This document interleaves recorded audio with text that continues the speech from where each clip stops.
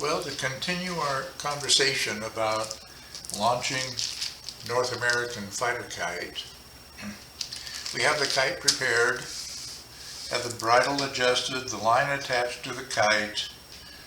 We have a tail attached if we're going to use one, and we know where the nose is of the kite. Now, the easiest way to launch a fighter kite is with assistance, a friend who can help you. Now, we don't always have that option, but I'm going to describe both having an assistant and not having one, how to do it either way. And then I'll also show you how, when you're experienced at flying fighter kites, how you launch them, which is a little bit different. So we're all set up. Now, I'm the flyer. I have my back directly facing the wind. The wind is pushing against my back.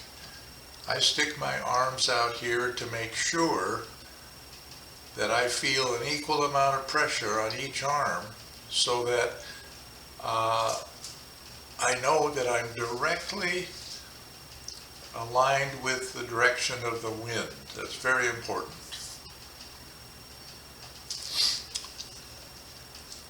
I put my reel on the ground in front of my feet, and I have my friend take my kite downwind. So they're walking with the kite away from me, and I'm watching them, and they're going 30 or 40 feet, let's say, away.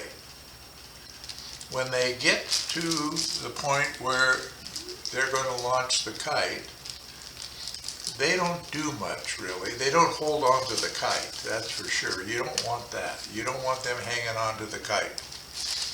What you want is for the wind pressure to press the kite onto their hand, which is on the back of the kite. Just holding their hand up so that the wind pressure will force the kite against their hand and hold it there. If the wind isn't quite strong enough to do that, they have to tilt their hand backwards a little bit to assist in keeping the kite on their hand without having to hang on to it. If they do have to hang on to it, have them hang on to it only by the tail. And not very firmly gripped. So they may have their hand behind the kite, and maybe they'll have a couple fingers on the tail of the spine of the kite if there just isn't enough wind to push the kite against their hand. So that when they get there and they're positioned, what you're doing is you're taking the flying line, and there's 40 or 50 feet of flying line out there, probably sagging and on the ground.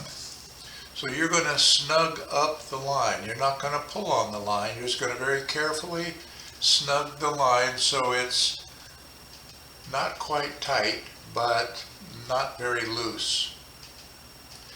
And when you're ready, you reach your hand out onto the line as far as you comfortably can. And let's say that's 3 or 4 feet. You grab the line, firmly grip it, and then you pull it quite hard. You don't jerk it, you pull it firmly. You pull it firmly while your other hand is going out along the line to grip the next section of line, which will be pulled in after this first hand drops the line on the ground. So it's hand over hand. You pull it in, drop it, pull it in, drop it, pull it in, drop it. That's the process of pulling or retrieving flying line. And when you do that, your friend has the kite with the nose pointed upward.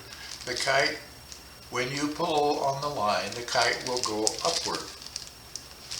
It'll go upward as long as you continue to pull on the line. So when you're pulling, the kite's going up. But in the beginning, you're probably not going to have a really smooth transition from one hand pulling and then dropping the line, and then the other hand pulling and dropping the line. There'll probably be a little delay between those two pulls because your eyes are focused on the nose of the kite, not on the flying line. You only want to watch the nose of the kite. It'll tell you everything you need to know. The flying line you have to get used to handling without watching. So you pull and the kite goes up. This is what you see, the kite's going up. But when you have a delay from the first hand that pulls to the second, what the kite is going to do is not stay where it was when you finish the first pulling. It's going to change its behavior as soon as there's less tension on the flying line. Because when there's less tension on the flying line, there's less wind pressure against the sail. And that means the kite is going to change its shape. And when it does, it changes its flight behavior. What it'll do, most likely, is a combination of things. It'll turn, spin, float, all the while the wind is pushing it away from you. So there's more flying line being pulled away by the kite. Now, you should always have your hand on the flying line, even when you're allowing the kite to be pushed away from you. The line should go through your hand, and if you want the kite to be farther away, you just allow the wind to push it away while you feel the line going through your fingers, but you're not applying any pressure to the line. And so the process is a hand over for retrieval, which means that you're increasing the speed of the kite and you're making the kite fly in the direction the nose is pointed at the time you begin pulling and adding wind pressure to the sail of the kite. As soon as you release that tension on the line and therefore the wind pressure on the sail, the kite flattens out and changes its behavior in the air. That's the way they're designed. That's what they're supposed to do. But in the beginning, if you're new to flying fighter kites, this change in behavior may create a little bit of panic because you won't know exactly what to expect. And the thing to expect is the kite will do whatever it does. It doesn't really matter. All you want to do is watch the nose. You want to watch where that nose is, and when you notice that the nose is pointed up, then you pull on the line to get the kite to go higher. And if you want the kite to go higher and then want it to drift away from you, then you pull on the line. You pull on the line, and then you let go of the line and allow the line to just be pulled by the kite through your fingers. You're not applying any pressure at all, but you have the ability to quickly grab the line when you are ready to make it go higher. When the nose is pointed upward, you pull again. So that's how the kite is launched when you have a friend helping you. Now, you don't always have a friend available to help, so you have to make do with other things. And I often would use a rock or a couple of sticks I could find and jam in the ground. Something to anything to lean the kite against. So I want the kite to be leaning with the nose up. The nose pointed up and the nose pointed a little bit away from where my reel is located on the ground, where I'm going to be flying the kite. So I walk downwind, 30 feet, let's say, some distance, put the rock there, place the kite there so that it's angled with the nose pointed up, but away from where I will be standing when I'm flying the kite. And then when I'm ready, I'm back at the flying reel location and I'm ready to fly.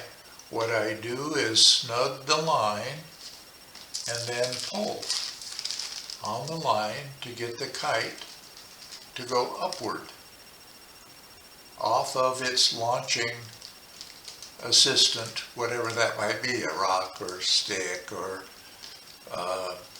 anything you might find. Even a fence sometimes can work. And then you just go through that process of line handling, retrieving the line and then letting the line go when you want the kite to go farther away, but always watching one thing, the nose, always watching the nose of the kite and where it is.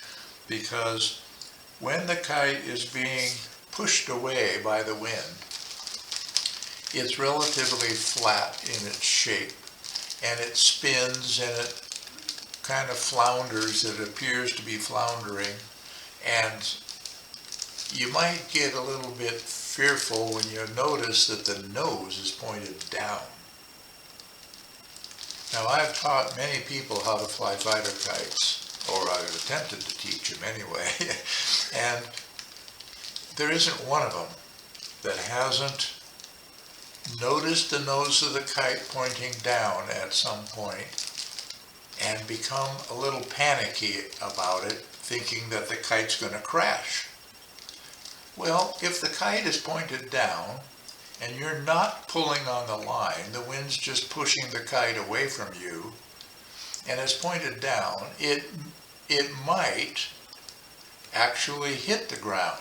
Yes, it's possible. It's not very often happen, but it does happen. Well, that's fine. It's not going to hurt the kite any.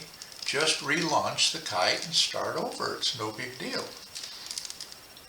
But what often happens is panic sits in, and the idea is, in the mind of most people, the intuitive trigger, I guess, is that when you pull on the flying line, the kite's going to fly upward. Well, when the nose is pointed down, the kite's going to fly downward, not upward. They don't realize that at the time, and they pull hard, real hard sometimes, because the harder they pull, the more they think the kite's going to survive what they thought might be a crash. But instead, they just accelerate the rate at which the kite crashes, and often the kite is damaged as a result. You don't want to do that. You want to let the kite behave the way it does. Just be okay with that. And don't try to control every part of it by pulling on the flying line. You're just going to aggravate yourself and frustrate yourself. You don't need that. Fighter kite flying is a ton of fun, and you want the fun, not any of the frustration.